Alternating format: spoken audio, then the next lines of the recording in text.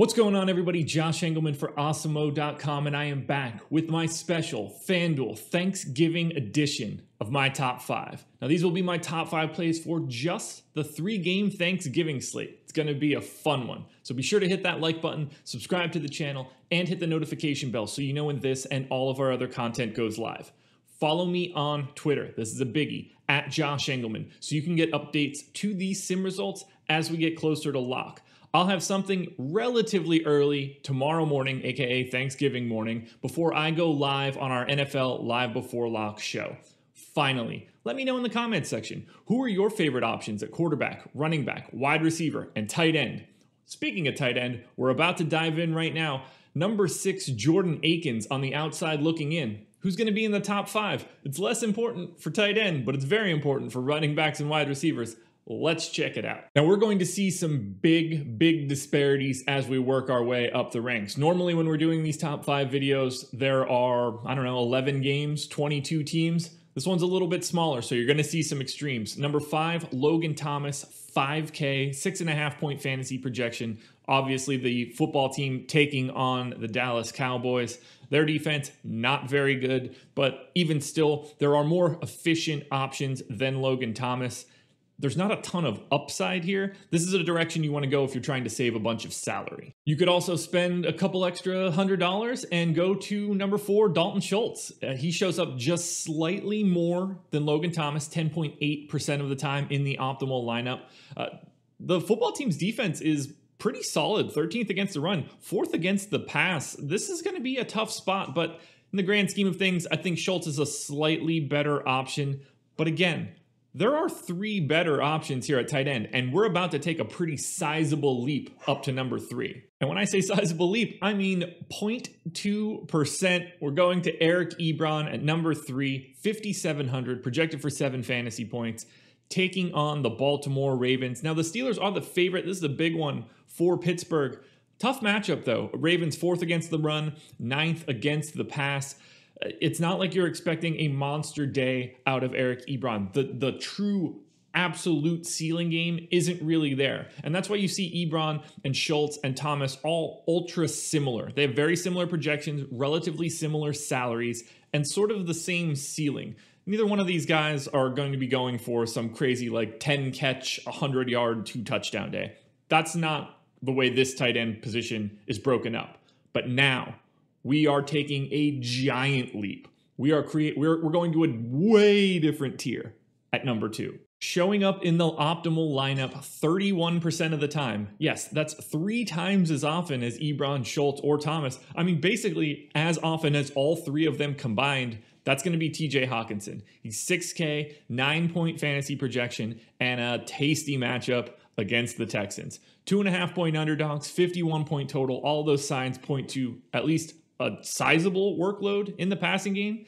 Hawkinson does have enough upside to go for a really crazy score. Again, it's tight end on FanDuel. That's going to be a little bit different. The receptions aren't going to be as important. What you're really hoping for are touchdowns in this spot. There's a little bit of downside, but ultimately at 6K, only being $1,000 more expensive than someone like Logan Thomas, or even less so than Schultz and Ebron, makes it a no-brainer to want to go to Hawkinson or my number 1 pick. As if there was any real doubt, showing up in 1/3 of the optimal lineups, 6,800, that would be Mark Andrews, projected for 9.3 fantasy points, 4-point underdogs, 45-point total, and arguably the most difficult defensive matchup you can find.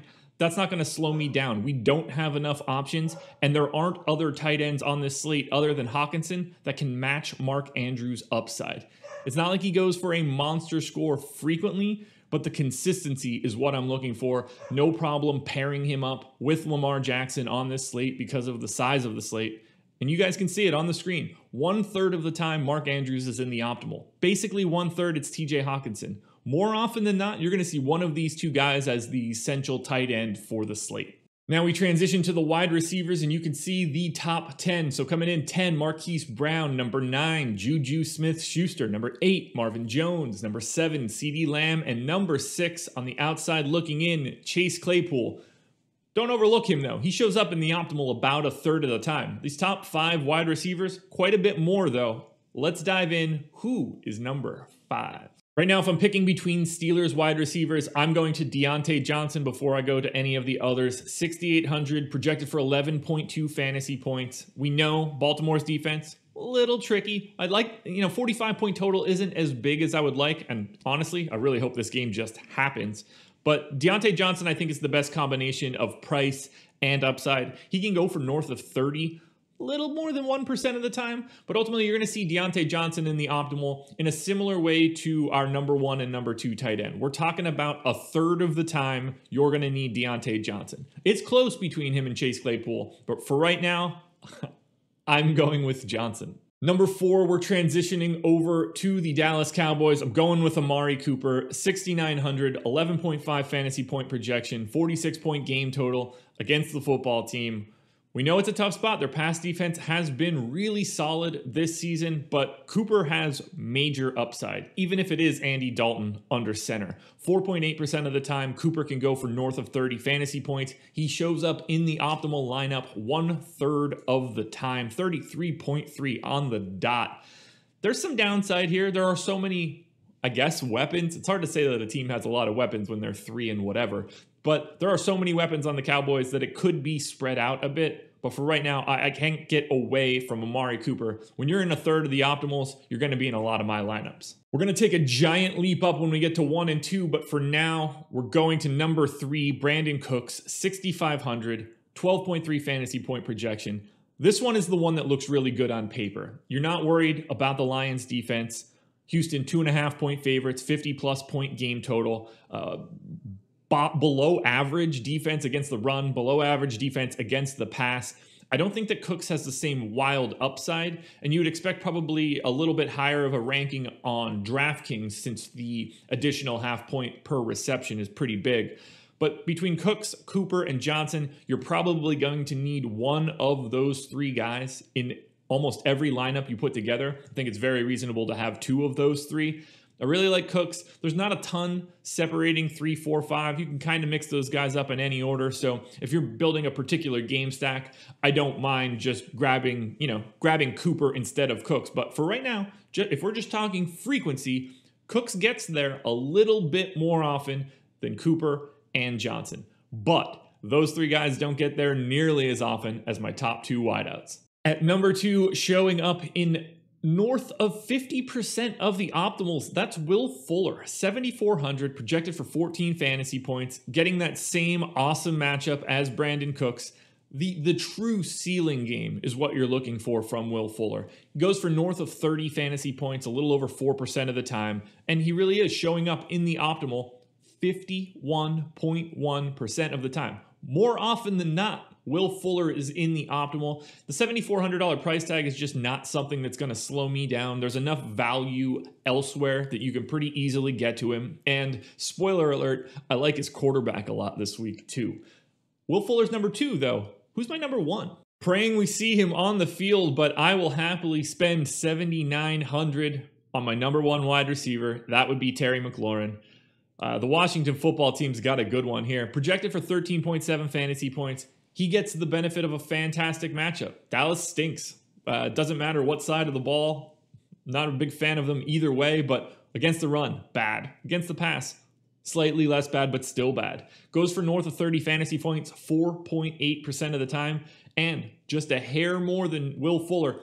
You're expecting to have one of those 2 guys. You're probably getting either McLaurin or Will Fuller in the optimal. That's the most likely scenario. That happens about 75% of the time that it's at least one. I think the guy to go for is Terry McLaurin. Now we transition to the running backs. Peterson, Hill, Pollard rounding out the bottom of this list. That's basically randomness. Number 7, J.D. McKissic. Number 6, Gus Edwards. You would think it'd be a little higher, but it's not really. I've got 5 guys higher than Gus Edwards, and it's time to dive in to those 5 running backs. Now at number 5, we've got Antonio Gibson. So he's coming in a bit more frequently than J.D. McKissic. I think Gibson fits FanDuel a little bit better than McKissic does, considering the amount of targets McKissic gets. 6,800 for Gibson. Terrible Cowboys run defense. All signs point to this being pretty favorable for Gibson. That 25th ranked rushing defense is pretty massive to me. if they get out in front, I can see Gibson having a pretty sizable workload. You're not expecting a monster day. He's not going for north of 30 all that frequently, but 29% of the time, you need Gibson in your lineup. Taking another step up into another tier, 6,700 for my number 4 running back. That would be James Conner, 12 fantasy points. You're not happy about the matchup, and honestly, you're probably not all that happy about everything you've gotten out of James Conner this season. You've been looking for a little bit more. I don't see the monster day there, but James Conner feels really safe. And again, he shows up in the optimal 39% of the time. I think he's probably a couple $100 underpriced. I would have no problem playing $7K for him. That would probably put him down in the Antonio Gibson tier. You're worried about the Baltimore run defense, 4th in the league. They're basically the opposite of the Cowboys.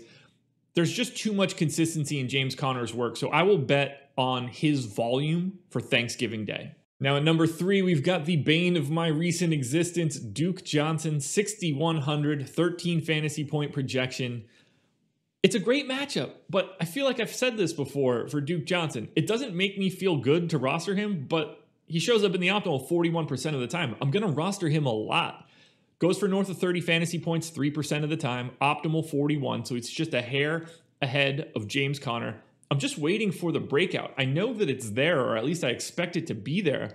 We haven't seen it quite yet, but that's not stopping me from going back to the well. I know it was bad last week. It wasn't exactly great the week before either. I'm not getting away from it. I'm still going to Duke Johnson. Now we take another sizable step up in tiers. I'm hoping this guy is on the field. He's trying to work his way back from the concussion protocol. It's looking positive right now, but things could change dramatically if DeAndre Swift ends up being ruled out. But for right now, assuming he is in, 7,200, 15.7 fantasy point projection.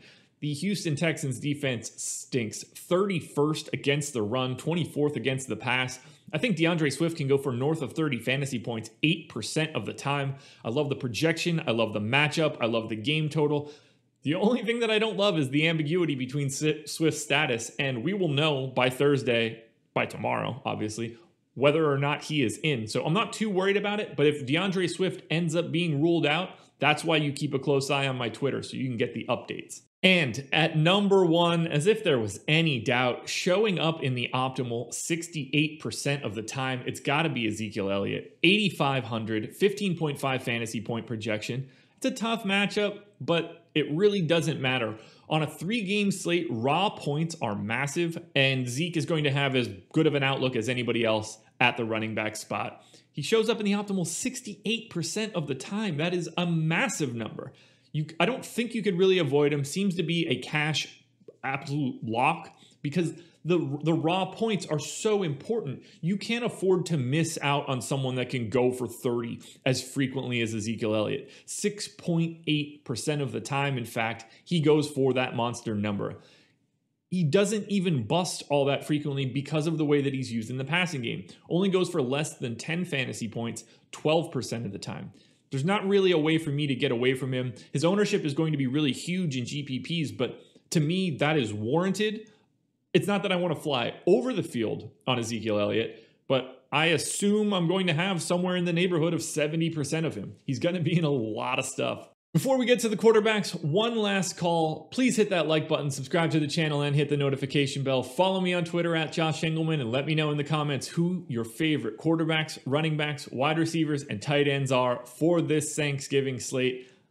I'm excited to dive into the quarterbacks because there is one clear-cut top option that we need to talk about. And that option is not Alex Smith. Alex Smith shows up number 6 on the outside looking in. Let's just dive straight into number 5. That would be Ben Roethlisberger, 7,700. He's just not going to be all that frequent in the optimal. There are a couple guys that are just better options. And a lot of that has to do with the fact that he's got a very difficult defensive matchup and a relatively low game total. This doesn't seem like the best opportunity to get a quarterback putting up a high number. There's not a lot of upside in the rushing game for Roethlisberger any longer.